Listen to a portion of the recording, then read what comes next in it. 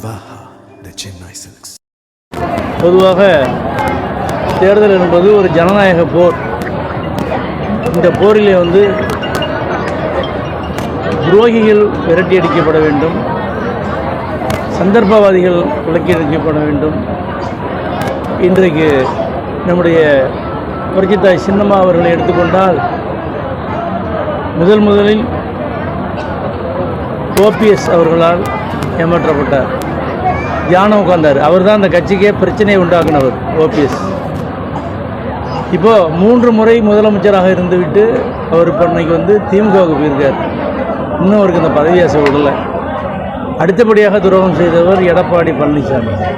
சிறைக்கு போகும் நேரத்திலேயும் எனது சகோதரி சின்னம்மா அவர்கள் அந்த மந்திரி சபையை தக்க வைத்துவிட்டு தான் சிறைக்கு சென்றார். அவர் ஒரு குற்றமும் பண்ணலை. சிறையில் இருந்தது தான் அவர் குற்றம். தன்னுடைய அக்கா மகனை கிட்டத்தட்ட தத்து பிள்ளையாக வைத்திருந்த தினகரன் என்பவனை அவர்கள் மிகவும் வளர்த்தெடுத்து 2 முறை எம்பி கொடுத்து கடைசியில் ஜெயிலுக்கு போகும்போது துணை பொதுச்செயலாளர் பதவியும் கொடுத்து ஆர்கே நகர் தொகுதியில் போட்டியிட வாய்ப்பும் அளித்து இவ்வளவு நல்லது பண்ண அவர்களை விட்டு இன்றைக்கு அவர்கள் அரசியலில் இருக்கக்கூடாது என்ற ஒரு இருமாப்பிலே அந்த நபர் வேலை செய்து கொண்டிருக்கின்றார். ஆக பாட்டாளி மக்கள் கட்சி ஐயாவை 88 வயசில் அவரை உதாசீனப்படுத்திவிட்டு அவருடைய ஒரே மகன் மிக குறைந்த வயதில் மத்திய மந்திரியாக்கிய தன்னுடைய தகப்பனை விட்டுவிட்டு அவரும் அங்கே போயிருக்கார். இப்போ பார்த்தீங்கன்னா அந்த அதிமுக தலைமையிலான கூட்டணியில் பார்த்தீங்கன்னா எல்லாம் துரோகிகள் கூட்டமாக தான் இருக்குது. எல்லாம் துரோகிகள் கூட்டம். அதே மாதிரி திராவிட முன்னேற்ற கழக கூட்டணியை பார்த்தீங்கன்னா அவன் கட்சியை விட்டுட்டு ஓடினால அந்த கூட்டம் தான் அங்கே பெருசாக இருக்குது. ஓபிஎஸ், வைத்திலிங்கம், ரங்கசாமின்னு ஒருத்தர் ஓடி இருக்காரு. ஏகப்பட்ட பேர் எல்லாம் கட்சியை விட்டுட்டு ஓடினவன். ஏன் திமுகவில் ஆளே இல்லையா எலெக்ஷன் பண்ணுறதுக்கு? ஏன் அதிமுக ஆட்களை விலைக்கு வாங்குகிறீர்கள்? இதுதான் அவங்களுடைய திராவிட மாடல் ஆட்சியா? இதுதான் அவங்களுடைய எலெக்ஷன் நீங்கள் பண்ணுற லட்சணமாக? அது அடுத்த இடத்துல ஆள் பிடிக்கிறது. அப்போனா வந்துட்டு ஆள் இல்லைன்னு ஒத்துக்க. திமுக காரனுக்கெல்லாம் தகுதி இல்லைன்னு ஒத்துக்க. எல்லாம் பார்த்தீங்கன்னா அதிமுக காரனை வச்சு தான் நீ கட்சி நடத்திக்கிட்டு இருக்க. ஆனால் பேசுகிறத பூரா வெளியில் மைக்கெல்லாம் அதிமுக புரட்சி தலைவர் அதான் பேசிக்கிட்டு இருக்க நீ. அதனால் எல்லாமே இந்த கூட்டணிகள்லாம் பார்த்தீங்கன்னா மோசமான ஒரு நபர்களால் ஆன கூட்டணி. நாங்கள் தான் மிகவும் சுத்தமான, யாருக்கும் எந்த துரோகமும் பண்ணாத கூட்டணியாக இருக்கின்றோம். பாதிக்கப்பட்டவர்கள் எல்லாம் ஒன்றாக இருக்கின்றோம். இப்போ நீங்கள் இப்போ திமுகவில் பார்த்தீங்கன்னா அடுத்தது திமுகன்னா இப்போ பொன்முடினா அவருடைய மகன் கௌதவ சிகாமணி, பெரியசாமினா அவரோட மகன் செந்தில்குமார். அதே மாதிரி பார்த்தீங்கன்னா எல்லாம் வாரிசு தான் வர முடியும். ஒரே கட்சி அம்மா கட்சியில் மட்டும்தான் புரட்சி தலைவரும் புரட்சி தலைவியும் தான். அதெல்லாம் நீக்கி சாதாரண ஆட்களெல்லாம் மந்திரி சபைகளில் இடம் கொடுத்தார்கள். பஸ் கண்டக்டர், பால் வெண்டர், டீ ஆத்தினவர், அதுமாதிரி சத்திரம் அமைப்பாளர், இந்த மாதிரி ஆட்களையெல்லாம் நீங்களும் மந்திரி சபைக்கு வரலாம் என்று காண்பித்தவர் நம்முடைய புரட்சித் தலைவர். அதை புரட்சித் தலைவரும் தான். இப்போ அதே சோட்டில் தான் நம்ம சின்னம்மாவும் பயணிக்கின்றார். வெகு சாதாரண ஆட்களை தான் நிப்பாட்டி இருக்கின்றார். இப்போ நம்முடைய மன்னார்குடியில் நாங்கள் நிப்பாட்டி இருக்கின்ற ராசப்பிள்ளை என்பவர் 2 முறை கவுன்சிலராக இருந்தவர். எல்லா பப்ளிக் விஷயங்கள்லையும் போய் தலையிட்டு தீர்வு கண்டு கொடுப்பவர், அணுகுவதற்கு எளிமையானவர். அவர் இன்றைக்கு இங்கே களத்தில் நிறுத்தப்பட்டிருக்கின்றார். யாரை நம்பி நிறுத்தப்பட்டிருக்கின்றார் என்றால், இந்த துரோகங்களையெல்லாம் நினைத்து பார்த்து இந்த மாதிரி துரோகிகள் எதேச்சிகாரம் செய்வர்கள், இந்த மாதிரி சந்தர்ப்பவாதிகள்லாம் அரசியலில் இருக்கக்கூடாது, வருங்கால சந்ததிகள் நல்லா இருக்கணும் அப்படின்னு நினைக்கிற பொதுமக்கள் எங்களுக்கு ஓட்டு போடுவார்கள் என்ற நம்பிக்கையில் தான் இவரை நாங்கள் நிப்பாட்டி இருக்கின்றோம். அதோடு மட்டும் இல்லாமல் இது எங்களுக்கு மிகவும் கட்சி ஆரம்பித்து ஒரே மாதத்தில் வர்ற எலெக்ஷன். இந்த எலெக்ஷனில் நாங்கள் இன்னும் பொறுப்பாளர்கள் கூட போடலை.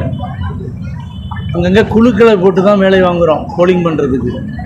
அந்த குழுக்களில் யார் நல்லா செயல்படுறார்களோ அவர்களை எல்லாம் நாங்கள் பின்னாடி பதவிக்கு கொண்டு வருவோம்.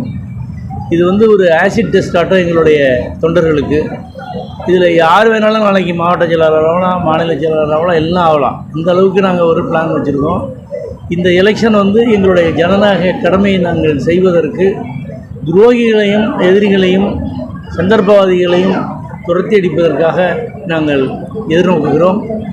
இந்த தேர்தலிலே மக்கள் எல்லோரும் நாங்கள் எங்கே நிற்கலைங்கிறது பிரச்சனை இல்லை.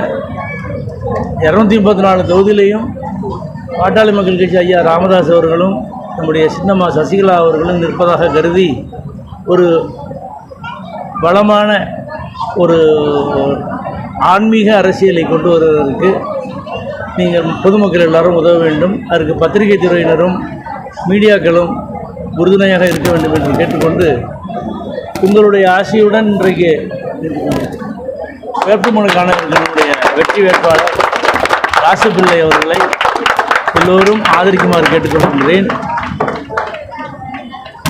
ஒரு சிறு கூருளி இருக்குல்ல, கூருளி அது ஒரு மலையை துளைக்கும். அதே மாதிரி சிற்றுளி வரும். எந்த மலையும் துளைப்பார். எல்லோரும் நடத்திக்கிட்டு இருக்கிறதெல்லாம் வேறையாக இருக்கும். ரிசல்ட் வரும்போது பாருங்கள் எப்படி இருக்குன்னு. நம்ம 200 தொகுதியிலையும் நிற்பாட்டில்லை. இப்போ எனக்கு நேரமும் பத்தலை. அம்மா என்ன முடிவு பண்ணியிருக்காங்கன்னு தெரியல. இன்றைக்கி நாளைக்கு தெரியும். எல்லா கட்சியிலேருந்தும் விஜய் ரசிகர்கள் விஜய்க்கு ஓட்டு போடுவாங்க. எல்லா கட்சியிலையுமே விஜய் ரசிகர்கள் இருப்பாங்க. அண்ணா திமுக இருப்பாங்க, எங்கள்கிட்ட இருக்காங்க. நானே விஜய் ரசிகர் தான், இவரும் விஜய் ரசிகர் தான். அந்த விஜய் ரசிகர்கள் எந்தெந்த கட்சியில் இருக்காங்களோ எல்லாரும் ஓட்டு போடுவாங்க. எந்த கட்சிக்கு பாதிப்பு அதிகம்? அதான் எல்லாரும் போடுவாங்கன்னு சொல்கிறாங்க. அதை எப்படி நம்ம சொல்ல முடியும்? இப்போ முதலமைச்சர் எடப்பாடி பழனிசாமி எல்லாம் சொல்லுவார், எல்லாம் பேசுவார். பெத்த தாயை காட்டி கொடுத்தவன் எதை செய்ய மாட்டான். பெத்த தாயை காட்டி கொடுத்தவன் எதை செய்ய மாட்டான், எதையும் செய்வோம். ஆகட்டும், வாழ்த்துவோம். அடுத்த பிரதம மினிஸ்டர் கூட அவர் ஆகலாம், வாழ்த்துவோம் அதுக்கு. ஏன்னா அவர் தோரணை பாவனை எல்லாம் போகுது. அடுத்தது பிரைம் மினிஸ்டர்கிட்ட தான் தெரியுது. அது நல்லது தானே. எனக்கும் அக்கா மகன் தானே. நம்ம குடும்பத்தில் ஒருத்தர் பிரைம் மினிஸ்டர் வரட்டும். எல்லாம் பண்ணி பார்த்தோம், எல்லோரும் ஒத்து வந்துட்டாங்க. ஒரு சில கோடாரிகள் தானே ராஜா தானே மந்திரின்னு நினைக்கிறதெல்லாம் இதுக்கு இடம் கொடுக்கல. இதில் இடம் கொடுக்கல, புரியுதா? நாங்கள் எந்த எதிர்பார்ப்பும் இல்லை. உங்களுக்கெல்லாம் தெரியும், இந்த அரசியல் களத்தில் நான் பட்டும் படாமையும் தான் இருப்பேன். எதையும் எதிர்பார்க்க மாட்டேன். என்னை சார்ந்தவர்கள், என்னுடைய நண்பர்களை தான் முன்னாடி கொண்டு போவேன். அந்த மாதிரி இருக்கிற ஆள் எடப்பாடி பழனிசாமியை முதலமைச்சராக்கிட்டு தான் நான் எங்கள் வீட்டுக்கு வந்தேன், புரியுதா? கவர்னரேட்டில் போய் பதவி எடுத்துக்கிட்ட பிறகு தான் வந்தோம். பதவி எடுத்துக்கிட்டு நானும் என் பையனும் கவர்னர் வித்யாசாகர் ராவை பார்த்து நன்றி சொல்கிறதுக்கு போய் உள்ளார உட்காந்துருந்தோம் கவர்னரேட்டில், அவர் வீட்டுக்குள்ளே. அப்போ அவர் பொக்கையை எடுத்துகிட்டு விடையாந்தார் எடப்பாடி பழனிசாமி. எங்கள் அண்ணன் விடையாந்தார். என் கையில் பொக்கையை கொடுத்துட்டு, அண்ணன் ஆசீர்வாதம் பண்ணுங்கன்னு சொல்லிவிட்டு, இன்னொரு ஓபிஎஸ்ஸாக நான் இருக்க மாட்டேன்னு சொன்னார். சத்தியமாக இன்னொரு ஓபிஎஸ்ஸாக நான் இருக்க மாட்டேன் அப்படின்னு என் கையில் அடித்தார். ஒரு தலைமை பண்புன்னா பொய் பேசக்கூடாது, சந்தர்ப்பத்தில் நிற்கக்கூடாது. என்ன சபனாக நிற்கணும். தோல்வியோ வெற்றியோ அதை பற்றி பிரச்சனை இல்லை, அப்படியே நிற்கணும். அவங்க தான் அவங்களுக்கு தலைவர், புரியுதான்? எந்த சூழ்நிலையும் நிற்கணும். நன்றி, வணக்கம். சரி.